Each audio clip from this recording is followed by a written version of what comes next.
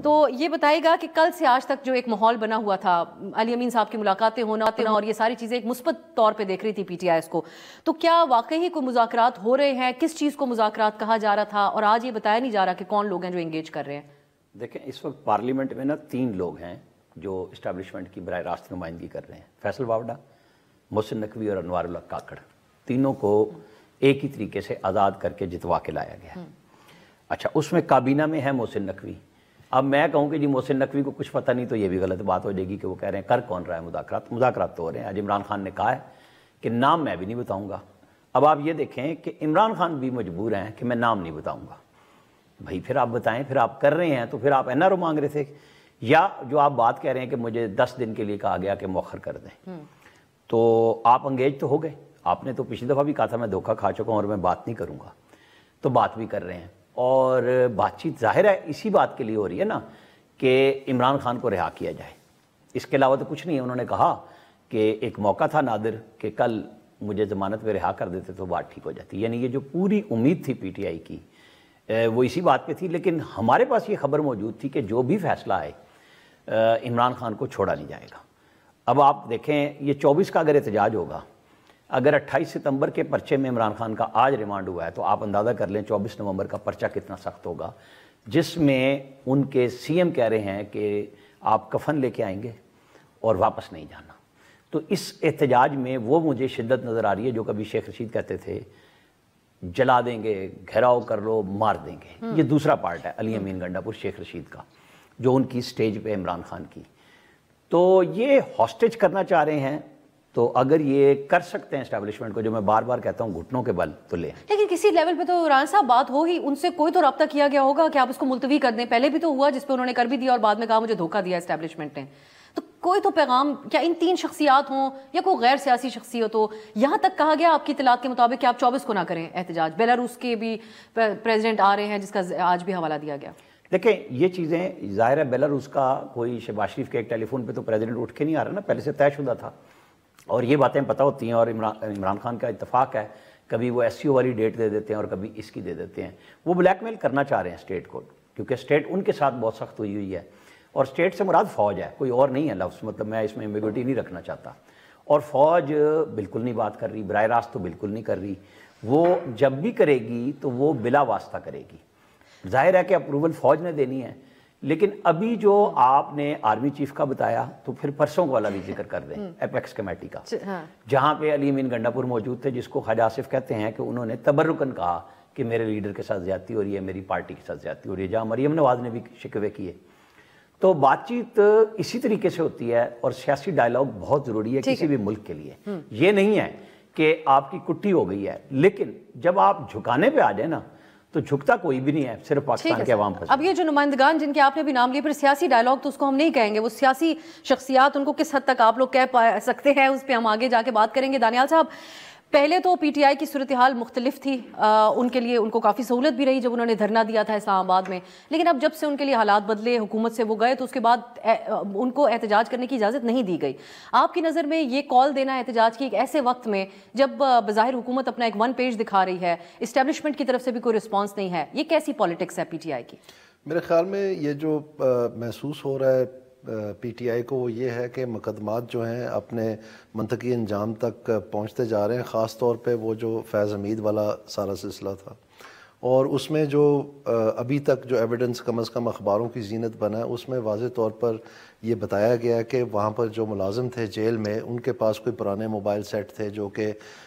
ان کے ساتھ رابطہ کرتے تھے، اور عمران خان صاحب ان کے ساتھ رابطے میں تھے۔ اب وہ ایویڈنس کیا ہے، وہ کیا نہیں ہے، وہ جب وقت آئے گا تو تبھی پتہ چلے گا، لیکن ظاہری بات ہے اگر اس کی انکوائری ہوئی ہے، سب کچھ ہوا ہے،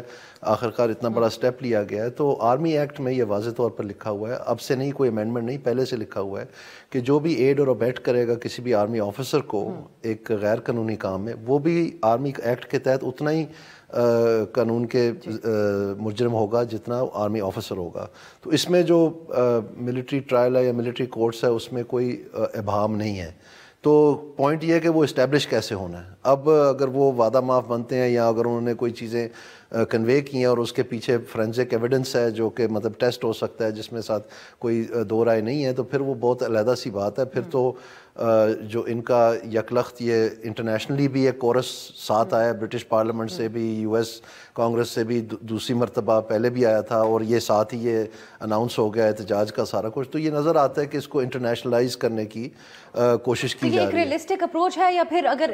روک دیا جائے وہ بھی ان کے لیے ایک اپنا احتجاج ریکارڈ کرانے کا ایک طریقہ؟ میرے خیال میں ریئلسٹک نہیں ہے، اس لیے کہ پاکستان کی جو اسٹیٹ ہے انہوں نے جو ایکسٹریم پریشر ان کے اوپر استعمال کیا جا سکتا تھا، اسامہ بن لادن والے کیس میں ایک افریدی صاحب تھے جو سرکاری ملازم تھے، ان کی رہائی کے لیے ہر قسم کا پریشر ہوتا ہے، تو وہ ابھی تک وہیں پر تشریف فرما ہے۔ تو میرا نہیں خیال ہے کہ یہ تو اس سے بہت آگے ہے، اس میں تو باقاعدہ اٹیک ہوا ہے، نہ کہ کسی کو ڈیسیو کیا گیا صرف، جو ان کے خلاف الزام ہے۔ تو اس میں یہ ہے کہ میرا نہیں خیال ہے کہ اس سے کچھ، اور دوسری بات یہ ہے، میرا یہ بھی نہیں خیال ہے کہ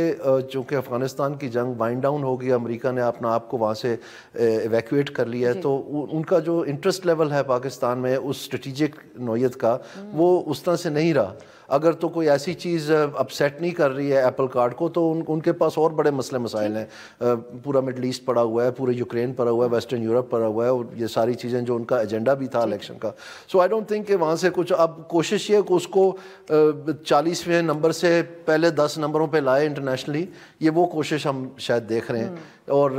اس میں کامیاب ہوتے یا نہیں ہوتے یہ تو دیکھنے کی بات ہوگی۔ اطہر کاظمی صاحب، اب پہلے تو کل سے آج تک آپ بھی کور کر رہے ہیں جو بیانات رہے پی ٹی آئی کے، تو کس بات کو مذاکرات کے ساتھ منسوب کیا جا رہا ہے، جب نہ اسٹیبلشمنٹ کی طرف سے کوئی جواب ہے؟ ہم آرمی چیف کے بیان کا آگے جا کے ذکر کریں گے جو کل انہوں نے گفتگو کی، ملک کی جو معیشت ہے اس کے حوالے سے بھی پورا اعتماد نظر آئے، لیکن نہیں، آج وزیر داخلہ بھی مکمل طور پہ اس سے انکار کر رہے ہیں۔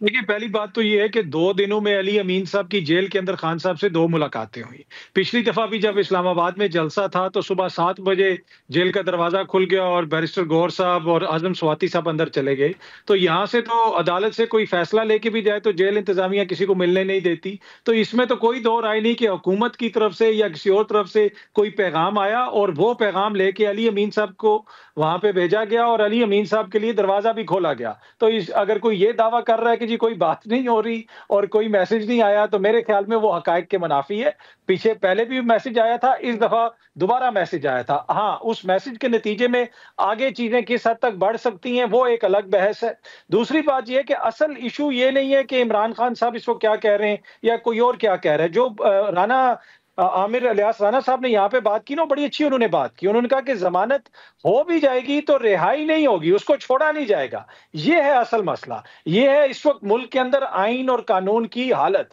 جس کے اوپر لوگوں کو اعتراض ہے۔ سب کو پتا ہے کہ عدالتیں جو مرضی کہتی رہیں، آئین جو مرضی کہتا رہے، ہوگا وہی جو حکومت کی منشا ہوگی، اس کے مطابق چیزوں کو چلایا جائے گا۔ تو یہ احتجاج اس کے خلاف ہو رہا ہے، اس چیز کے خلاف ہو رہا ہے۔ جب تک یہ سچویشن رہے گی کہ جو مرضی ہو جائے، یہ صرف رانا صاحب کی بات نہیں ہے، آج اخبارات میں ہیڈ لائنز لگی ہیں، آج ٹی وی پہ بیٹھ کے بڑے بڑے سینئر صحافیوں نے یہ گفتگو کی ہے کہ جناب عمران خان کو نہیں چھوڑا جائے گا، جو مرضی ہو جائے۔ تو یہ وہ المیہ ہے جس کے اندر سے ہم اس وقت گزر رہے ہیں۔ جب تک اس ملک کے اندر آئین اور قانون کے ساتھ ایسا ہی مذاق ہوتا رہے گا، یہاں پہ احتجاج بھی ہوتے رہیں گے، یہاں پہ دیگر مسائل بھی رہیں گے، تو جب تک وہ مسئلہ ہم حل نہیں کریں گے جو آئین اور قانون کی سچویشن ہے، باقی یہ سیکنڈری چیزیں ہیں، یہ سمٹمز ہیں، یہ بیماری نہیں ہے۔ بیماری وہ ہے جس کی جانب رانا صاحب نے